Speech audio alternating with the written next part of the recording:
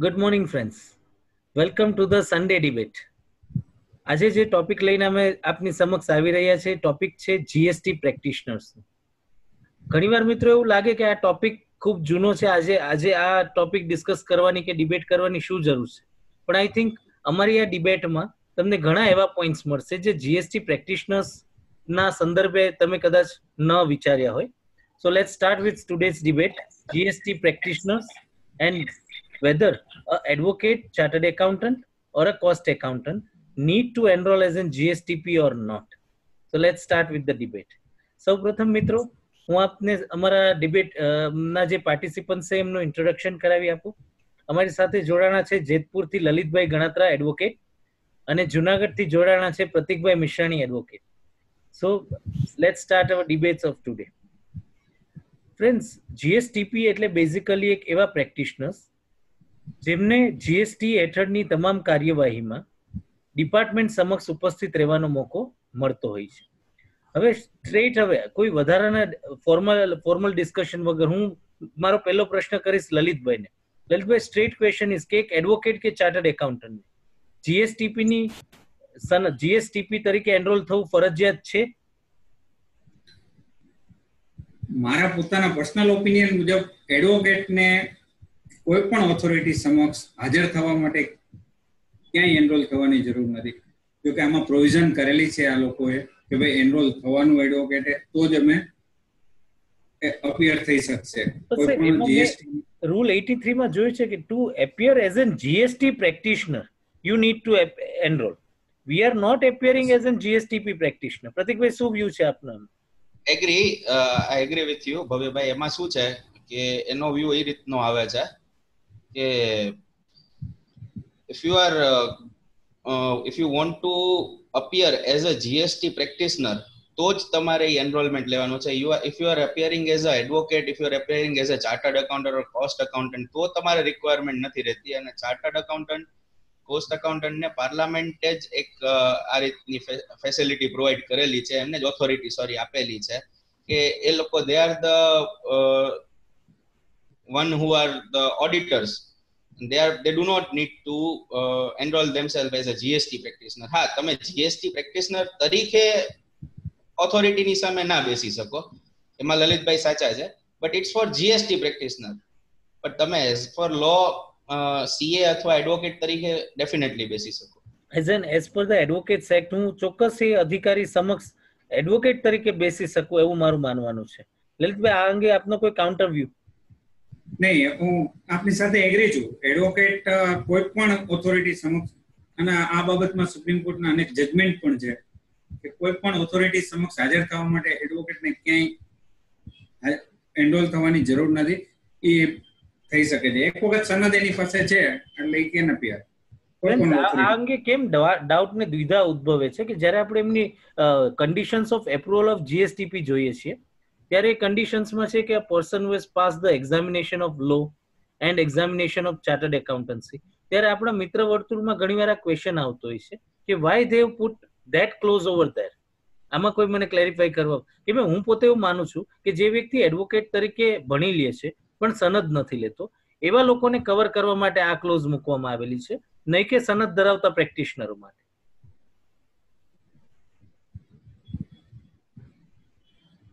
Because એમાં એક view મારો એવો ઉભો થાય છે કે એક જ જસ્ટ અ સેકન્ડ.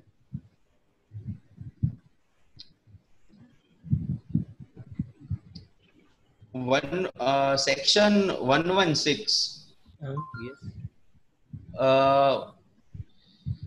એની અંદર એવું કહેવામાં આવ્યું છે કે any person who is entitled or required to appear before an officer appointed under this act or appellate authority or appellate tribunal in connection with any proceedings under this act may otherwise than when required under this act to appear personally for examination on oath or affirmation subject to the provision of this section appear by an authorized representative. એટલે આ actually authorized representative તરીકેનું આપણું જે section છે ને એની અંદર આ mention કરેલું છે. Yes. એનો સબક્લોઝ 2 છે કે for purpose of this act the expression authorized representative shall mean a person authorized by referred in subsection 1 to appear on his behalf, his relative or regular employee, an advocate who is entitled to practice in court, any chartered accountant, cost accountant, company secretary, any retired officer from commercial tax department or state government, any person who is authorized to act as a GST practitioner on behalf of concern. Actually આમાં છે ને આ section ને related થોડું confusion ઊભું થાય છે કે એવું લાગે છે બધાને કે જે સેક્શન 1 માં જે એક્ઝામ દેવા માટે જેને આપણે લાયબલ ગણીએ છીએ ને એ લોકોનું સેક્શન 2 ની અંદર એ લોકોએ લિસ્ટ આપ્યું છે. That is all and all. Exam દેવી કે ને આપણે નેક્સ્ટ પોઈન્ટ માં આવે છે. My question is કે એઝ એન એડવોકેટ 116 માં પણ જ્યારે ઓથોરાઇઝ રિપ્રેઝેન્ટેટિવ તરીકે એડવોકેટ્સ ને એલિજિબલ ગણ્યા છે તો why they need to obtain a GSTP registration? એટલે GSTP રજિસ્ટ્રેશન માટેની જ છે કે ભાઈ GSTP રજિસ્ટ્રેશન ને રજિસ્ટર્ડ ક્યારે ગણાશે જ્યારે એ એક્ઝામ ક્લિયર કરશે પછી ગણાશે. એટલે અલ્ટિમેટલી ઈ થિંગ આની અંદર આની હારે કોરિલેટ થાય છે. ઓકે, એટલે તમારા દ્રષ્ટિએ એમને લેવું જરૂરી બને ના? એટલે જરૂરી બનતું નથી, આનું ઇન્ટરપ્રિટેશન કરવું જરૂરી છે. ઓકે, જરૂરી નથી, બટ જે ક્વેરીઝ ઊભી થાય છે કે એડવોકેટ્સ ને પણ લેવું, સીએ ને પણ લેવું, એ બધું આ જે સેક્શન ની અંદર ઓથોરાઇઝ રિપ્રેઝેન્ટેટિવ માટે જે ઇન્ટરપ્રિટેશન છે ઈ લોકોના મનમાં ક્લિયર નથી, એના હિસાબે ક્વેરીઝ ઊભી થાય છે, બાકી it is not at all required. Okay, Lalitbhai 116 વિશે આપનો કોઈ ઓપિનિયન જો આપે જોઈ રાખ્યું હોય તો? કે મેં જ્યારે આ ડિબેટ શરૂ થઈ વોઝ નોટ વિડિયો કોન્ફરન્સ ચાલે છે ને હજી વાર લાગશે.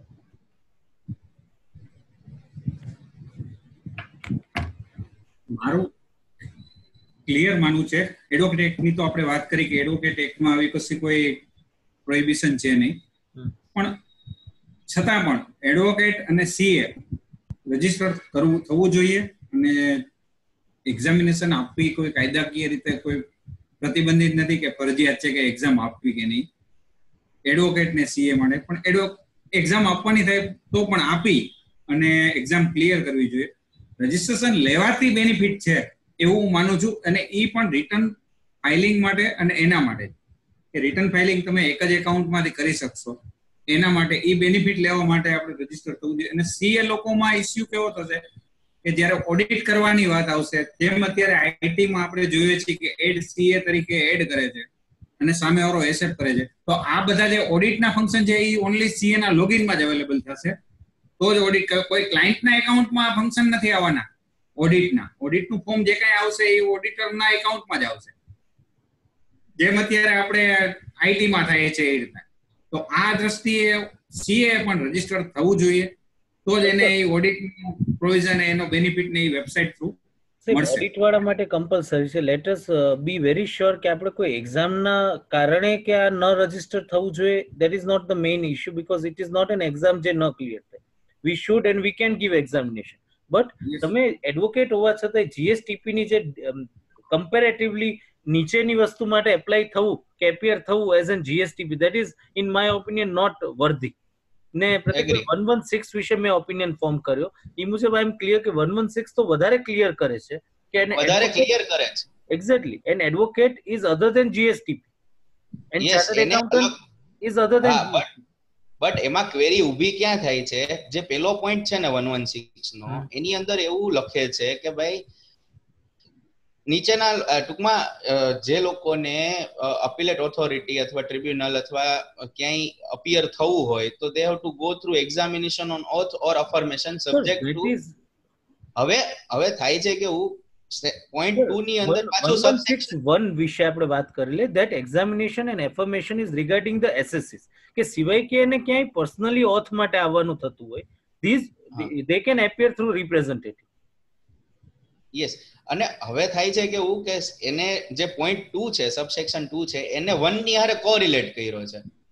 Persons referred to in subsection 1. Yes એટલે ન્યા કન્ફ્યુઝન ન્યાથી ઊભું થાય છે કે ભાઈ નીચે જેટલા દેખાડે છે એ બધાને એક્ઝામિનેશન આપવાની છે, but it is not like that. ને it is actually not like that, કેમ કે તમને બી માં A B C D એના જે 4 ઓપ્શન છે એમાં સીએ અને એડવોકેટ ને બહાર કરી દીધા છે, અને છેલ્લે લાસ્ટ પોઈન્ટમાં ટેક્સ પ્રેક્ટિશનર ને અલગથી મેન્શન કરેલા છે. એક્ઝેક્ટલી. અને બીજું સાહેબ કે જે લોકો ઇવન એક બીજો ક્વેશ્ચન આનાથી ઉપસ્થિત થાય છે કે કોઈ વ્યક્તિ બંને માટે ક્વોલિફાય હોય, જેમ કે કોઈ સીટીપી જે વેટ આવ્યો ત્યાંથી સીટીપી ની સનદ ધરાવે છે અને બીકોમ ગ્રેજ્યુએટ પણ છે, તો which is the better option to select, whether he should go with the BCom option or whether he should go with the 5 years CTP registration? We should go with CTP registration. CTP registration સાથે જવું જોઈએ. એનાથી ભવિષ્યમાં જે કંઈ 5 વર્ષનું condition શું કામ નાખી છે એનો આવનાર સમયમાં જ આપણને ખ્યાલ આવશે કે આ કન્ડિશન નાખવા પાછળનો એનો હેતુ શું હતો. હું એક એવો ક્લિયર હતો એમાં કે જ્યારે સીટીપી ને એસટીપી ને જ્યારે આ કન્ડિશન આવી ને, એનું રીઝન એ હોઈ શકે કે ત્યારે બીકોમ એ સીટીપી માટે ફરજિયાત ન હોય કોઈ બી અમુક કાયદાઓમાં દેશમાં, કે જેના લીધે એમને રજીસ્ટ્રેશન મળી ગયું હોય. પણ now BCom is other point. In addition this CTP who have already received the degree as CTP, એ બીકોમ હોય કે ન હોય, તો એવા લોકો માટે જ સીટીપી ઓપ્ટ કરે. બાકીના બધા બીકોમ અથવા લો ની ડિગ્રીના બેઝ ઉપર જવું જોઈએ, not as a STP or CTP. This is my view. કે ઘણીવાર એવું થતું હોય કે કોઈ ડિગ્રીમાં જે તે સમયે કોઈ સ્ટેટ એક્ટે કમ્પલસરી ન રાખ્યું હોય કે you should be having so and so degree, અને એમને એસટીપી નું સર્ટિફિકેટ મળી ગયું. હવે by today if they are barred, તો એ તો ખરેખર નેચરલ જસ્ટિસની વિરુદ્ધનું થાય. જે વ્યક્તિ આટલા વર્ષોથી કામ કરી રહ્યો છે, એ માત્ર એવા કિસ્સાએ યુઝ કરવું જોઈએ કે જેની પાસે આ નિર્ધારિત ડિગ્રીઓ નથી. જેમની પાસે નિર્ધારિત ડિગ્રી છે, B Com, degree in management, they should university approve. પણ ભવ્યભાઈ આ પાછળથી સુધારો આવેલો હતો અને કશું બેનિફિટ પાસન કરવા માટે જ આ 5 વર્ષની કન્ડિશન આવી છે. આઈ એમ ટેલિંગ કે સાહેબ બીકોમ માટે ઘણા એલિજિબલ બનતા હતા, પણ એવાય ઓફિસરો હશે, એવાય વ્યક્તિઓ હશે કે they are even not B Com. Officer માટે તો એ લોકોએ સ્પેશિયલી અલગ કન્ડિશન જ ઉપર મૂકેલી છે ને સાહેબ. 116 માં ઓફિસરને લેટ્સ પુટ આઉટસાઇડ. હા, પણ સાહેબ એમાં તમને કહું છું, હું માનું છું ત્યાં સુધી આઈટી એક્ટ લો કે વેટના કોઈ પણ કાયદા લ્યો કોઈ પણ સ્ટેટના, એટલીસ્ટ બીકોમ સીટીપી માટે ફરજિયાત જ હતું. પણ જ્યારે ઓફિસર માટે જે અત્યારે ક્રાઇટેરિયા છે ને, that is minimum at the rank of class 2. May be પેલા અમુક કાયદાઓમાં એનાથી નીચેના લોકોને પણ આફ્ટર રિટાયરમેન્ટ મળતું હોઈ શકે કોઈ સ્ટેટ એક્ટ, તો એને કવર કરવા માટે કદાચ આ કામ આવી શકતું. That is what my view is. એટલે એ લોકોએ બેનિફિશિયલ રિલેક્સેશન આપ્યું.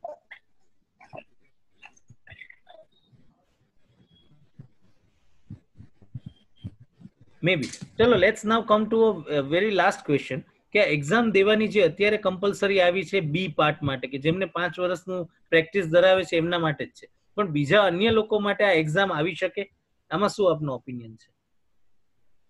ચોક્કસ 100% આવી શકે, કેમ કે બાકી તો આનું રજીસ્ટ્રેશન મેળવવું કઈ એટલું બધું ટફ હોતું નથી. that all of us know very well, બરાબર છે. બટ એના મતલબ એવો તો નથી કે કોઈ પણ ને જીએસટીપી તરીકે એ લોકો અપ્રૂવ કરી દે. સો ઇટ વુડ ડેફિનેટલી કમ, કારણ કે એમણે જેટલા સેક્શન્સ રાખ્યા છે એ બધા માટે એમને એક એક્ઝામ ક્લિયર કરવી એવું પણ એક રૂલમાં મેન્શન કરેલું છે કે unless and until you don't clear the exam you are not a GST practitioner. But the prescribed limit of 18 months would only appear to apply to these fellows કે જે લોકો એસટીપી કે સીટીપી. શું છે ભવ્યભાઈ કે પેલા વરદી હતું, it was 12 months, then it with a notification they extended to 18 months. જ્યારે બીજી એક્ઝામ બહાર પડશે ત્યારે 36 મહિના કરી નાખશે. પણ બીજી એક્ઝામ માટે at present there is no time limit at all. At present there is nothing like that. It's just for 83B.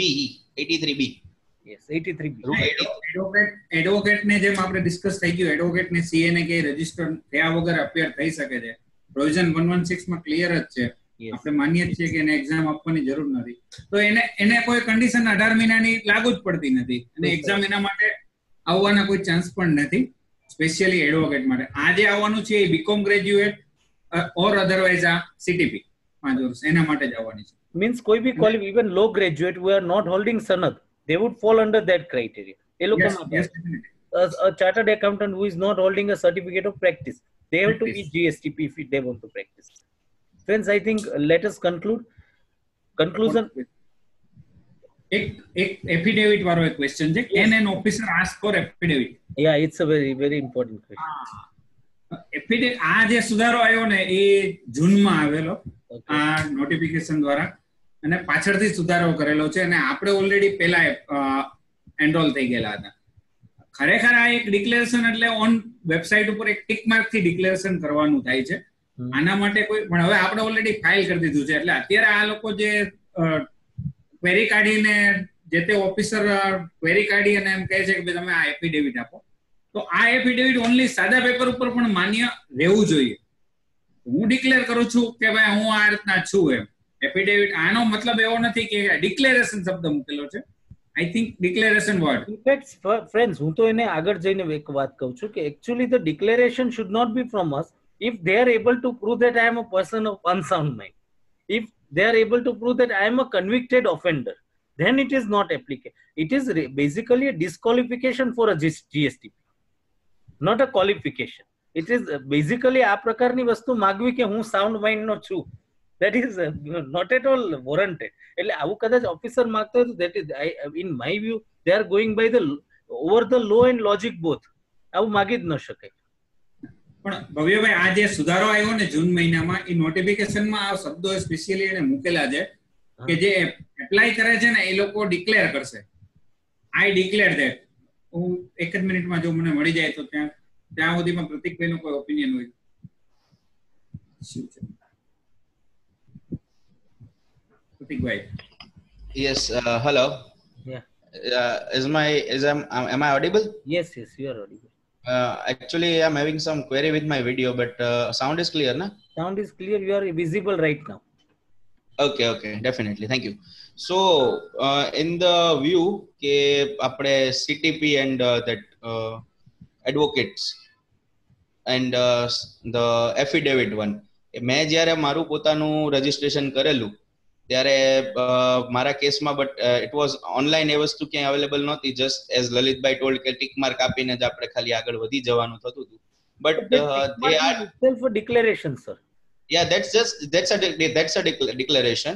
બરાબર છે. But as of now they are raising a query. એમણે મારામાં પણ ક્વેરી રેઝ કરી હતી, and that asked for an affidavit for insolvency and residence for Indian residency. Okay. Right. So અને આમ જોવા જાય તો એ લોકો જો ડિમાન્ડ કરે છે તો એ વસ્તુ મારા હિસાબે ખોટી પણ નથી. કેમ કે જસ્ટ ફોર યોર એઝ ઓમ કે તમે ઓનલાઈન ડિક્લેરેશન આપી દો છો, તો એને રિલેટેડ એમની પાસે એક જો પુરાવો જો એમને કંઈ જોતો હોય જે વેલિડ પ્રૂફ તરીકે એ લોકો પ્રેઝન્ટ કરી શકે in future if any query arises, તો એના માટે એમની પાસે એક પ્રૂફ તરીકે રહી શકે, એના માટે એ લોકો માગે છે તો કંઈ ખોટું નથી according to my view. they can ask for it. કેમ કે જો એ એફિડેવિટ ના માગે then what શું માગી શકે?